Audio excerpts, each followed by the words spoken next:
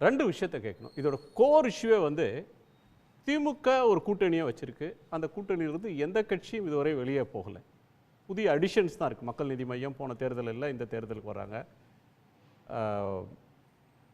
தமிமுன் அன்சாரி வந்திருக்கிறாரு, முபாரக்குடைய எஸ்டிபிஐ வந்திருக்கு, பல கட்சிகள் புதுசாக வர்றாங்க.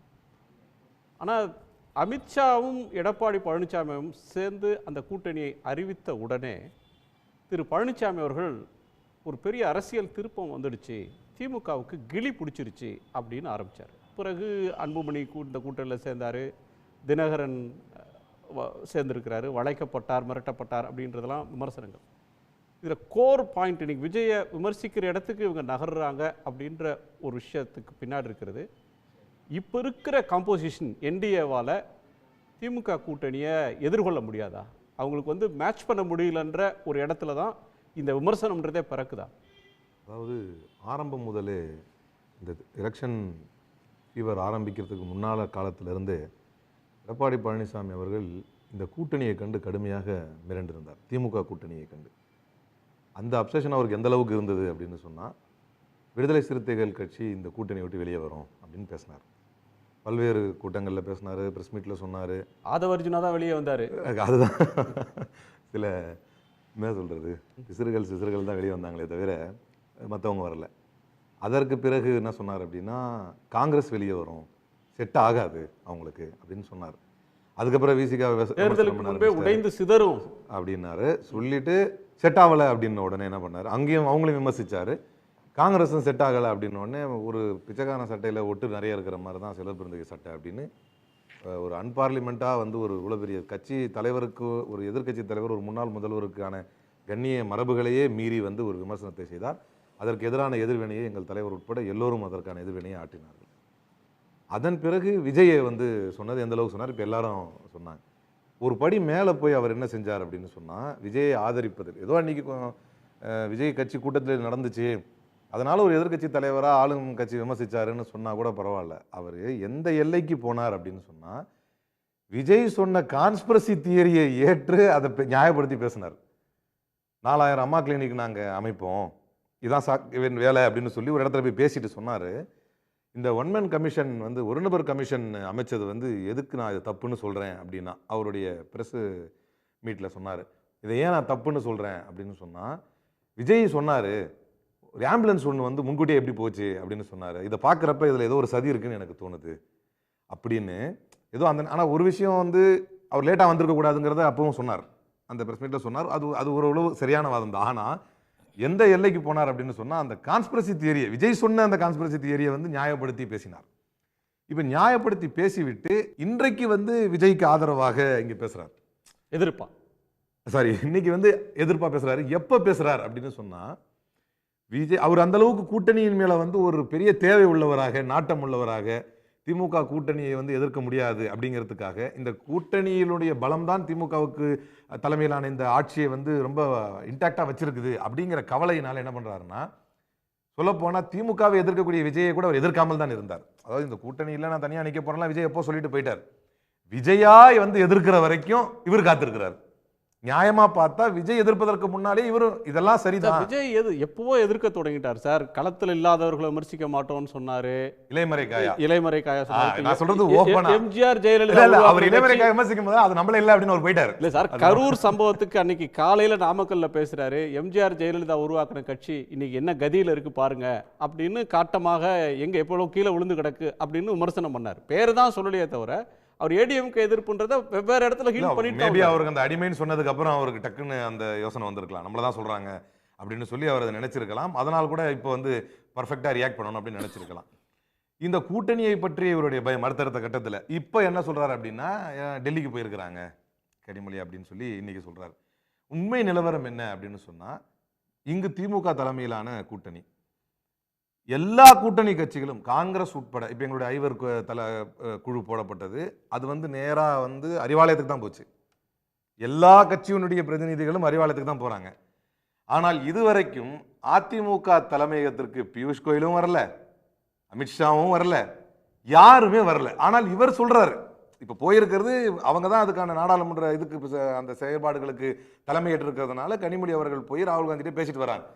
அதை இவர் பேசுறாரு, கூட்டணி சம்பந்தமாக கருத்து சொல்றப்ப இவர் பேசுறாரு, அதிமுகவுடைய தலைமையகத்திற்கு பாஜகவிலிருந்து வந்தார்களா, பாஜக தலைவர்கள் யாராவது வந்தார்களா? இதுவரைக்கும் வரல. அப்ப எந்த அளவில் இவர்களுடைய கூட்டணி அவர் மதித்திருக்கிறார் என்கின்ற கவலை எடப்பாடி பழனிசாமிக்கு இருப்பதோடு சேர்த்து திமுக தலைமையில் அமைந்திருக்கக்கூடிய இந்த கூட்டணி என்பது இவ்வளவு இன்டாக்டா இருக்குமே ஆனால் இது நிச்சயமாக நமக்கு மீண்டும் ஒரு தோல்வியை தரும் என்கின்ற பயம் அவரை மிகப்பெரிய அளவில் ஆட்டி வச்சிருக்குது. அதனால் தான் இதுவரைக்கும் விஜய் கூட எதிர்த்து பேசாம இருப்போம், ஏதாவது ஒரு வாய்ப்பு இருக்கான்னு பார்ப்போம். அவர் எம்ஜிஆர் உருவாக்கிய கட்சி இப்படி ஆயிடுச்சுன்னு சொல்லும்போது கூட எதுவுமே பேசாம இருந்தவர் இன்னைக்கு வேற வழி இல்லை, அடிமைன்னு பேச ஆரம்பிச்சிட்டாரு, அவர் நம்மளை தான் சொல்றாரு அப்படின்னு தெரிஞ்ச பிறகு கூட நம்ம பேசாம இருக்க முடியாது அப்படிங்கிறதுக்காக இன்னைக்கு பேசுறாரு. எந்த அளவுக்கு விமர்சிச்சு பேசினார் அப்படின்னு சொன்னா, ஐஏஎஸ் ஐபிஎஸ் ஆஃபீஸர்ஸ்லாம் பிரஸ் மீட் கொடுக்குறாங்க, அரசனுடைய சேவைகள்னு மாற்றி பேசுறாங்க, அதிமுக வந்ததுன்னு சொன்னா இவர்கள் மீது நிச்சயமாக நம்ம நடவடிக்கை எடுப்போம். செந்தில் பாலாஜி முகத்தை பார்த்தாலே தெரியுது கான்ஸ்பிரசி தியரியோட அடுத்த கட்டம் அந்த டைம். அப்போ இது விஜய் கட்சிக்காரங்க தான் பேசிக்கிட்டு இருந்தாங்க. என்ன சொன்னாங்கன்னா, உடனே எப்படி வந்தார்? அதாவது இந்தியாவிலேயே பாதிப்புகள் வரும் பொழுது பிரதமர் வருவதில்லை, அமித்ஷா உடனே வருவதில்லை, அது மாதிரி பிரதமர் பல ஊர்களுக்கு போயிடுறாரு என்கின்ற விமர்சனங்கள் இருந்த போதும், ஸ்டெர்லைட் ஆலையில் துப்பாக்கிச்சூடு நடந்தபோது நான் தான் நியூஸை பற்றி தெரிஞ்சுக்கிட்டேன் என்கின்ற பிரச்சனைகள் இருந்த போதும், இவ்வளவு பெரிய ஒரு ஸ்டாம்பீட் நடந்த உடனே துணை முதல்வர் துபாயில கிளம்பி வர்றாரு, வெளிநாட்டில் இருக்கிறவர் உடனே கிளம்பி வர்றாரு, முதலமைச்சர் அவ்வளவு இரவு நேரத்தில் கிளம்பி ஓடி வர்றாரு, பக்கத்தில் செந்தில் பாலாஜி உடனே அரை மணி நேரம் 1 மணி நேரத்தில் கிளம்பி வர்றாரு. இதை நியாயமா பாராட்டி இருக்க வேண்டிய எடப்பாடி பழனிசாமி அவர்கள் அந்த நேரத்தில் விஜய் கட்சிக்காரர்களுடைய அந்த கான்ஸ்பிரசி தியரிக்கு வலுவூட்டும் விதமாக எப்படி வந்தாரு? செந்தில் பாலாஜி முகத்தை பார்த்தாலே அந்த பதற்றம் தெரியுதுன்னாரு. அதுல என்ன மீன் பண்ணார் அவர்? அப்ப முழுக்க இந்த பழியை கரூரை யூஸ் பண்ணிக்கணும்னு நினைச்சாங்க, அப்படி பார்க்கலாமா? அதைத்தான் சொல்றேன். அப்ப உங்களுடைய தேர்தல், சில பேர் சொல்லுவாங்க தேர்தலில் அரசியல்ல நிரந்தர எதிரி இல்ல, நிரந்தர நட்பு இல்ல, அதெல்லாம் சொல்லுவாங்க. அதையெல்லாம் ஏற்காமல் ஏற்றுக்கொண்டாலும் 42 பேருடைய உயிர் என்பது உங்களுக்கு தேவைப்படும் பொழுது அவர்கள் பாவம், இப்ப தேவைப்படாத போது அதற்கு வேற ஆள் ஒரு காரணம்னு மாற்றி பேசுவீர்கள் என்றால் நாங்கள் தான் சிறந்த அரசியல்வாதி என்று எடப்பாடி பழனிசாமி பிரஸ் மீட்ல சொன்னது நியாயம்ங்கிறனா? அரசியல்வாதியில் நல்ல அரசியல்வாதிகள் இருக்காங்க, விமர்சனத்துக்குரிய அரசியல்வாதிகள் இருக்காங்க, அது ஒரு கேட்டகரி. நான் என்ன ஸ்பெசிஃபிக்காக கேட்குறேன்னா, இப்போ திரு துக்ளக் ரமேஷ் அவர்கள் பேசும்போது கூட ஒரு பாயிண்ட் சொன்னார், ஆட்சிக்கு எதிரான ஒரு அதிருப்தி மனநிலை மக்கள்கிட்ட இருக்குது, பலமுனை போட்டி அப்படின்றது இப்போ 4 முனையாக உருவாயிடுச்சு, அது திமுகவுக்கு சாதகம் அப்படின்னு சொல்கிறாரு. நான் ஒரு கிளாரிட்டி கேட்க விரும்புகிறேன், இருமுனை போட்டினா திமுகவுக்கு நெருக்கடியா? இல்லை, என்னை பொறுத்தவரை இது இருமுனையாக இருந்தாலும் பலமுனையாக இருந்தாலும் திமுகவுக்கு நெருக்கடியே வராது அப்படிங்கிறதுக்கு நான் என்ன காரணம் சொல்கிறேன்னா, இங்கே பாஜகவை மையப்படுத்தி தான் எல்லாமே சுழலுது. உதாரணத்துக்கு இதே டிடிவி தினகரன், அது எக்ஸாம்பிள் சொன்னால் என்னை பொறுத்த வரைக்கும் கரெக்டாக இருக்குது. இதே டிடிவி தினகரன் இடைத்தேர்தலில் நிற்கிறார், ஆர்கே நகர் இடைத்தேர்தலில் திமுக 3வது இடத்துக்கு போகுது. ஆனால் பாஜகவினுடைய நேரடி அழுத்தத்திற்கு உள்ளானவர் டிடிவி தினகரன் என்பதனால் அவர் வெற்றி பெறார். அப்படிதான் மக்கள் அதை, ஏன்னா ஒரு முறை தேர்தல் அறிவிக்கப்படுது, நிற்குது, சின்னம் இல்லை, தொப்பியில் நிற்கிறாரு, அதுக்கு திரும்ப குக்கர் கொடுக்குறாங்க, எப்படி பண்ணாலும் அவர் ஜெயிச்சு வர்றார். ஆனால் அதே டிடிவி தினகரன் அதுக்கு அடுத்தடுத்த தேர்தல்களில் ஜொலிக்கலை, அவருடைய கட்சியும் ஜொலிக்கலை, அவராலையும் ஜொலிக்க முடியல. காரணம் பாஜகவை மையப்படுத்தி இருக்கிறது. இங்கே 2 சக்தி, நீங்கள் சொன்ன மாதிரி மும்முனையாவதுன்னு வைங்களேன், என்டிஏ ப்ளஸ் விஜய் அப்படின்னு இந்த மும்முனையாவதுன்னா கூட பாஜகவை எதிர்க்க முடியாமல் ஜனநாயகன் போன்ற நியாயமான விஷயங்களில் கூட தத்தளிக்கும் விஜய் பாஜகவிடம் தன்னுடைய கட்சியை பறிகொடுத்து விட்டு பாஜகவிற்கு கீழாக சென்று விட்டு எடப்பாடி என்கின்ற கோணத்திலும் எங்களுக்கு எந்த விதத்திலும் திமுக தலைமையிலான கூட்டணிக்கு பிரஷர் இல்லை.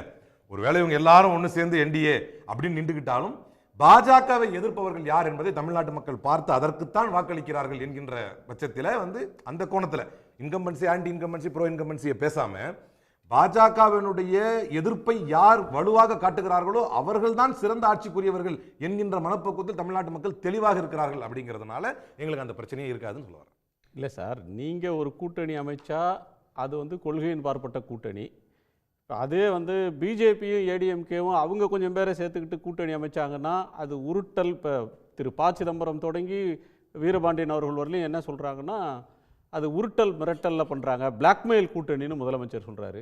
ஒரு பொலிட்டிக்கல் அலையன்ஸ் தானே அது. இது ஒரு சின்ன நியாயத்தை பார்க்கணும்னு சொன்னால், ஒரு சின்ன எனக்கு புரிந்த வரைக்கும் as far as மைனாலஜி இஸ் கன்சர்ன், இந்த கூட்டணி இருக்கக்கூடிய கட்சிகள் பாருங்க, கிட்டத்தட்ட 7-8 ஆண்டுகள் தொடர்ந்து ஒரே கொள்கையோட, ஒரே இலக்கோட, பாசிசத்துக்கு எதிராக, ஒரு நாடு ஒரு மொழி, அந்த மாதிரி ஒரு தேர்தல் அப்படின்று போகிற கொள்கைகளுக்கு எதிராக, மதவாத துவேஷங்களுக்கு எதிராக ஒருங்கிணைந்து முன்னேற்ற பாதையில், வளர்ச்சியின் பாதையில் ஒரே கூட்டணியாக பல்லாண்டுகளாக பயணித்துக் கொண்டிருக்கக்கூடிய கூட்டணி. இங்க பாத்தீங்கன்னா நேத்து அவரை துரோகிங்கிறது, இன்னைக்கு நான் தூக்கில தொங்கிடுறேங்கிறது, நாளைக்கு எல்லாம் எக்ஸ்ட்ரீமான வார்த்தைகள், எல்லாமே எக்ஸ்ட்ரீமான வார்த்தைகள். 3 மாசத்துக்கு முன்னால வந்து இதுக்கு காரணம் அரசு தான் அப்படிங்கிறது, பாவம் விஜய் என்ன செய்வார், அவர் சொன்னதுல நியாயம் இருக்குன்னு சொல்ல வேண்டியது, திரும்ப 3 மாசம் கழிச்சு தன்னை எதிர்த்துட்டாருன்னு அவர் தான் அந்த கொலைக்கு காரணம்ங்கிறது, இந்த மாதிரியான சந்தர்ப்பவாத பேச்சுகளையும் சந்தர்ப்பவாத ஸ்டேட்மெண்ட்டுகளையும் மக்கள் எப்படி ஏற்பார்கள்? எது கொள்கை? நீங்க சொல்றது மீது நீங்க உறுதியா நிக்கிறீங்களா? மக்கள் பார்க்கறாங்க. அதற்கு பேர் தான் கொள்கை. நீங்கள் எதை எதிர்க்கிறீர்களோ அந்த எதிர்ப்பவர்களிடமிருந்து வரக்கூடிய அழுத்தத்தை தாங்கி உறுதியா நிக்கிறீங்களா? ஒரு ஜனநாயக ரிலீஸுக்கு தாங்க மாட்டேங்கிறாரு, மக்கள் பார்க்கறாங்க.